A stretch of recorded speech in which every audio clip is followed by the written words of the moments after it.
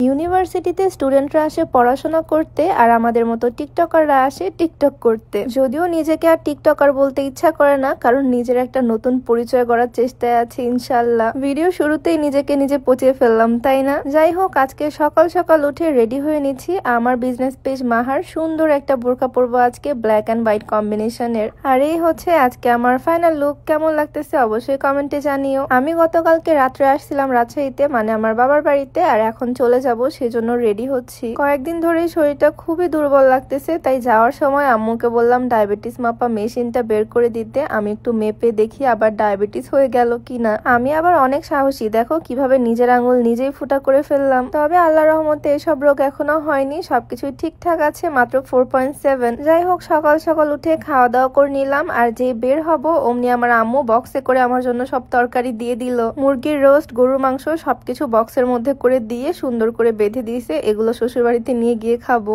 আমার জন্য আম্মু একটা নরম কাঁথা সেলাই করে রাখছিল, সেইটাও ব্যাগের মধ্যে দিয়ে দিল। মনে হয় পুরো সংসারটা বেঁধে দিতে পারলেই তার শান্তি, এমন একটা অবস্থা। যাই হোক, একদিনের জন্যই আসছিলাম, গতকালকে রাত্রে আসলাম আর আজকে সকালে আবার ব্যাক করতেছি। এইটাই মেয়েদের জীবন। মোমোকে, আমার দাদিকে আল্লাহ হাফেজ, টাটা বাই বাই দিয়ে দিলাম আর ফাইনালি বের হয়ে পড়লাম। আর প্রত্যেকবারই চলে যাওয়ার সময় আমার আম্মু অনেক বেশি ইমোশনাল হয়ে যায়, কি আর বলবো বলো। যাই হোক, আল্লাহর নাম নিয়ে ফাইনালি রওনা দিয়েই দিলাম। এখন তো শ্বশুর বাড়ির দিকে যাচ্ছি, বাট প্রথমে আমি যাব ইউনিভার্সিটিতে। ওই যে ভিডিওর প্রথমেই বললাম টিকটক করতে যাচ্ছি আর যদিও এটা মজা করেই বলা। আজকে আমার এই সুন্দর বোরকাটার শুট করতে হবে। আমার পরা এই সুন্দর বোরকাটা তোমরা আমার বিজনেস পেজ মাহাতে পেয়ে যাবা। আর 3 দিনের জন্য এই বোরকাতে কিন্তু অফার চলতেছে, 200 টাকা কমে পেয়ে যাবা এই সুন্দর বোরকাটা। হাতাতে খুব সুন্দর করে সিল্ক সুতার এমব্রয়ডারি করা, সাথে হোয়াইট স্টোন ওয়ার্ক করা, আর ভিতরে ইনারটা হোয়াইট, উপরে কোটিটা ব্ল্যাক, আর হিজাবটা ব্ল্যাকের মধ্যে থাকছে। ব্ল্যাক এন্ড হোয়াইটের দারুণ একটা কম্বিনেশনে পেয়ে যাবা। আর পুরাটাই হচ্ছে প্রিমিয়াম দুবাই চেরি ফেব্রিক্স এর মধ্যে। আমার বিজনেস পেজ মাহা আমি ডেসক্রিপশনে মেনশন করে রাখবো, চাইলে ভিজিট করে আসতে পারো আর এই সুন্দর বোরকাটা পারচেস করে ফেলতে পারো। ফাঁকা একটা সুন্দর জায়গায় বোরকার শুটটা কমপ্লিট করলাম, আর তারপর চলে আসলাম একটু খাওয়া দাওয়া করতে। ফার্স্টে বলছিলাম না ভার্সিটিতে স্টুডেন্টরা আসে পড়াশোনা করতে, বাট এখানে তার থেকেও বেশি মানুষ আসে শুধু বসে বসে আড্ডা দিতে বা খাওয়া দাওয়া করতে,